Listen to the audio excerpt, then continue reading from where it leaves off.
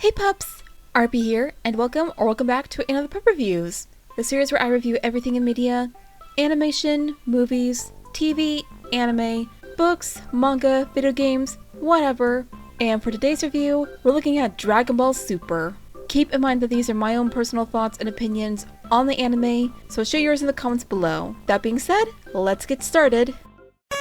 As always, before we get into the characters and plot, we start off with the history, dating way back when Akira Toriyama started the manga series, with the original Dragon Ball manga created in 1984 and continued onward into the 2000s and 2010s with DBZ and other Dragon Ball titles. The original DBS manga was released in Japan on June 15, 2015, and was later set for a US release on May 25, 2017. So far, the manga was pretty popular, and as traditional media goes involving manga and anime, if a manga is popular enough, then it receives an anime series of its own. Pokemon is probably the only exception to that rule, because it already had a game and anime by the time the mangas were released. And there were a lot of arcs included in both the manga and anime, as most arcs are in those types of media, such as the Future Trunks Returns arc, the Tournament of Destroyers arc, etc., with some more ideas and scenes only seen in the manga and were cut out from the anime and replaced with other scenes for the episodes, such as Beerus versus every last destroyer god from all 12 universes, including his own brother, being replaced with the 9th universe's trio of danger versus Goku, Gohan, and Majin Buu. But I'm getting ahead of myself. Before the actual anime series began, there were 2 movies involving the Super series to kickstart the ideas of the characters Beerus and Whis, and in return of an old fan favorite anime villain character for both DB fans and non-DB fans, Frieza. The first movie was released in 2013 in Japan, and later in the US on August 2014, Battle of the Gods, long before the release of the DBS manga series. Then released the sequel, Resurrection F, in 2015 in the US and Japan, about 5 months apart. Granted, the manga came out the same year, with more characters and arcs involving what I mentioned earlier, and now we get to the plot, arcs, characters, and more. Though, if you want more info I couldn't mention here, I'll link my sources in the description, but I would take them with a grain of salt, if you will. That being said, let's move on. Basically, the story of Dragon Ball Super takes place about 4 or 5 years after the events of Dragon Ball Z. I think somewhere between the Kid Buu saga and the World Martial Arts Tournament saga, but I'm not 100% sure, correct me if I'm wrong. And the first arc is what I call the Super Saiyan God arc, with Beerus the Destroyer waking up from a 39-year-long nap, and remembers a dream about fighting a Super Saiyan God. He's also learned by his angel assistant Whis that Frieza was defeated by everyone's favorite goofball Saiyan, Goku, and he sets off to find him, training on King Kai's planet. And Goku is easily defeated. So Beerus goes to Earth to learn about the Super Saiyan God from Vegeta, but ends up doing a celebration of his wife Bulma's birthday, and later gets peeved about Buu not sharing his pudding because Beerus wants to learn about it and his weird food obsessions. I mean, I'd be pretty peeved too, so someone would share their pudding with me. So he plans to destroy Earth because he hates getting disrespected. Kinda on the extreme side if you ask me. But it's later learned that to summon a Super Saiyan God, at least 5 Saiyans have to transfer their power to another Saiyan. This is helped via Gohan and Vidal's newly announced baby, spoiler alert, it's Pan, and Goku turns into the god, and he and Beerus fight, but later Beerus wins for the most part, and is about to destroy Earth, but fakes falling asleep, sparing the lives of everyone. The next arc is the Frieza Resurrection, where Vegeta and Goku are training on Beerus' world, and it turns out Frieza was resurrected from the dead, tries to destroy Earth, but ends up dead. Again. Tournament of Destroyers, aka Universe 6 Saga, were introduced to Champa and Vados, and they set up a tournament to win the Super Dragon Balls. And this one is a lot more fun and epic. Out of all the arcs, next to the Tournament of Power, we meet new characters like Batamo, Magetta, Hit, Frost, and Kappa, and Manoka. Yeah, he's a weird one. We also meet the Grand Zeno, aka the Omni King, ruler of all the universes, after the 7th universe wins the competition. Oh, and also, funny thing with Vegeta now, he's become a Piccolo. And by that, I mean he now has a teacher/mentor relationship with the character Kappa, teaching him to go Super Saiyan via Rage, and Kappa is super honored even after their fight. The Future Trunks Returns arc. Future Trunks returns from the DBZ anime to all OG DB and DBZ fans to stop the new villain Zamasu, a corrupt Kai from the 10th universe, and Goku's clone, Goku Black. He's somewhat defeated and turns into some sort of weird god creature and kills everything and is destroyed by the Omni King, and yeah. That was a thing. The Tournament of Power arc.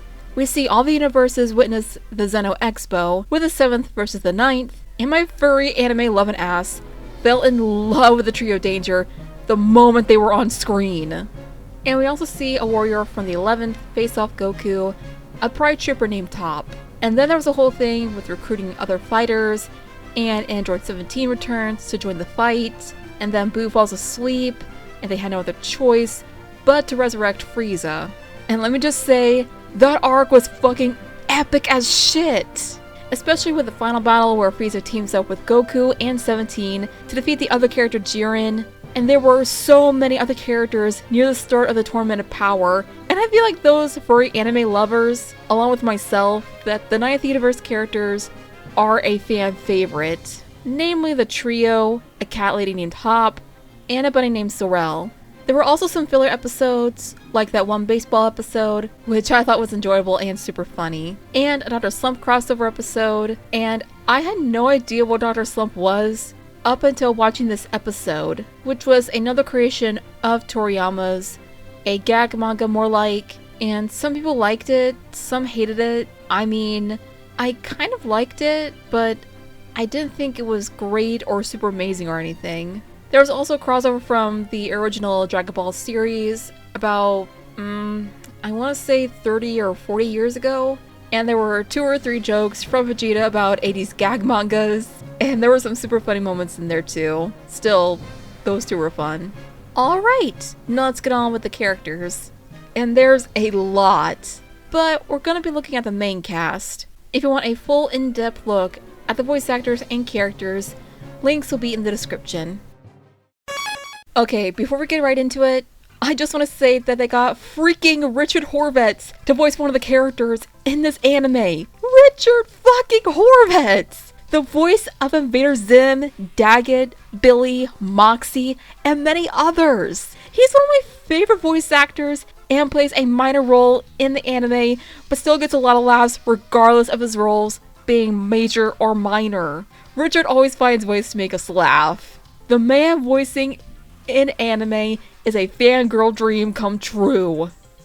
Alright, fangirling moment over. Also, keep in mind that I neither support nor hate the voice actors for whatever drama or controversy they had stirred up or continue to stir up in the past or the present, but they still do a good job with voice acting regardless. So whether or not you support or hate these people, just keep everything respectful and don't start drama in the comments section. Let's get into it. Of course, everyone's favorite goofball Saiyan, Goku, is voiced by Sean Schemmel, better known for voicing Lucario in the Smash Bros. Games, and in the Pokemon movie, Lucario and the Mystery of Mew. He also voiced the villain Koda from Zoroark Master of Illusions. He also did the voice of King Kai as well. I don't think I need to say anything about Goku's character, but he's mostly a goofball who's always fighting, training, and has food on his mind because of Saiyan blood. His rival Vegeta, voiced by Christopher Sabat, who also voiced Piccolo, and various others in the anime, such as Yamcha for example.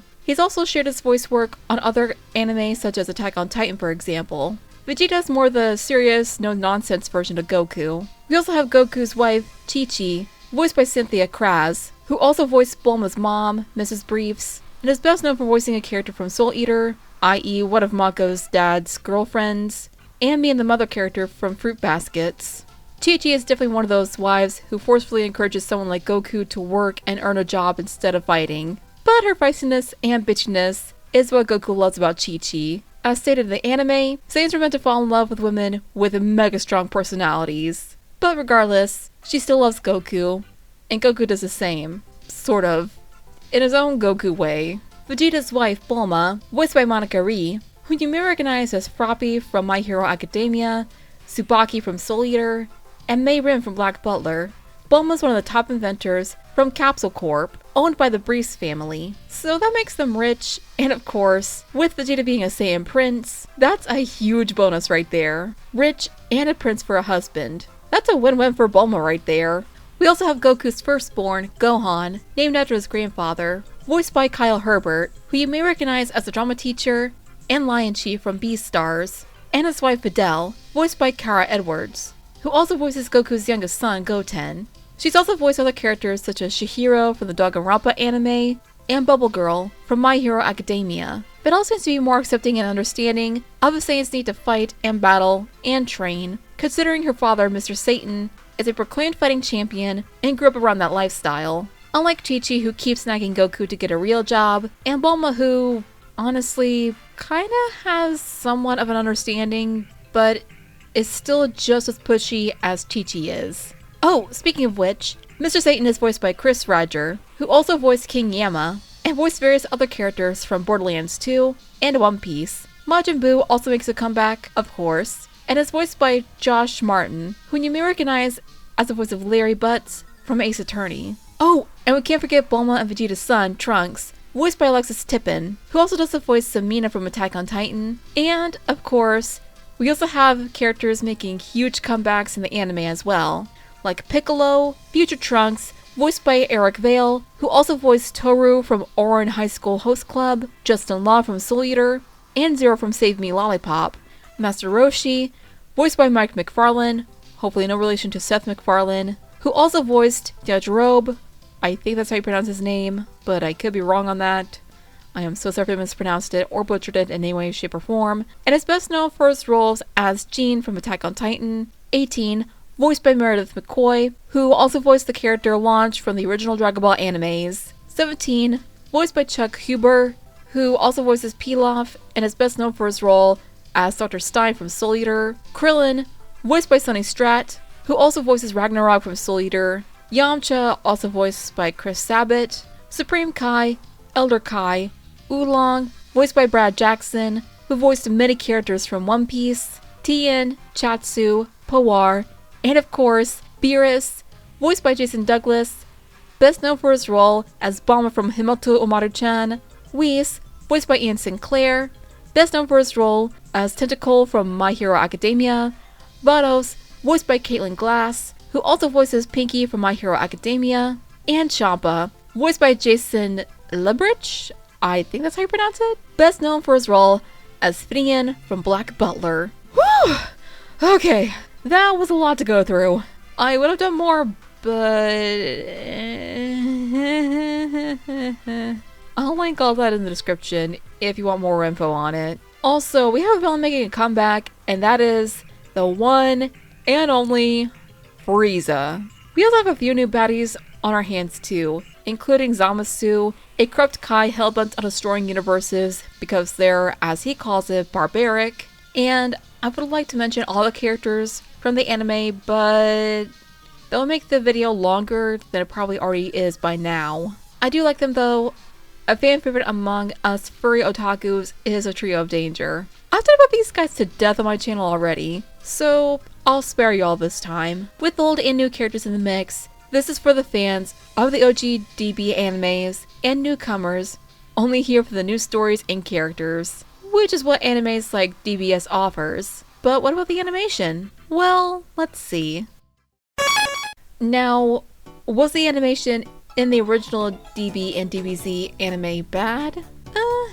Yeah, compared to the animation and anime we have now. But keep in mind, those animes were made in the 80s and 90s. I mean, take a look at other anime like Pokemon and Sailor Moon. Those animations were bad, but they were still made in the era where animation wasn't what it was today. Yeah, sure, some portions of the anime had some animation errors in the original Japanese versions, especially in the scene where Goku and Beerus first fight, but that was corrected for the English dub releases. The animation, while not the most perfect, definitely has improved since the last Dragon Ball related anime in the franchise. As far as I know, at least. Not all that big of a DB fan, more into DBS, and that's honestly all I can say on the animation as a whole. And a bunch of scenes, like the scene where Goku, 17, and Frieza team up in the final battle with Jiren in the Tournament of Power was epic and beautifully made. It was almost like I'm watching an entirely different anime series that isn't Dragon Ball Super. That's how good the animation is in my opinion. Yeah, it has its flaws, but there's a lot of improvement here. For my final thoughts, while I may not be a huge Dragon Ball fan, a friend of mine actually recommended the anime to me, and I decided to give it a watch. The newer characters like Beerus and Whis already caught my attention, and I was begging to see more of them, and wondering what role they play in the story. Of course, I am familiar with the original characters from the original Dragon Ball and DBZ anime, but I feel like the newer characters give off a deeper plotline in regards to the story itself, as well as newer characters like the 6th Universe Saiyans, Kappa, Kale, and Caulifla, which is actually pretty refreshing to see more female Saiyans in the series, aside from Pan and Bulla, who are half or quarter Saiyans. Overall, the animation has improved a bunch since the last DB-related anime, and better set up story arcs to make it more interesting, and a colorful array of lovable characters from classics like Boo, Vegeta, and of course Goku, to newer characters like Beerus, Whis, and Zamasu. So, as a rating, I gladly give it 10 out of 10 Dragon Balls. I highly recommend it to anyone, though I would also recommend you watch the older anime of the franchise to get a better understanding of what it's originally about. Alrighty, that does it for another review. Let me know in the comments if you want to see more reviews like this one, and I'll see you in the next one, pups. Cue the outro. RP is out. Peace!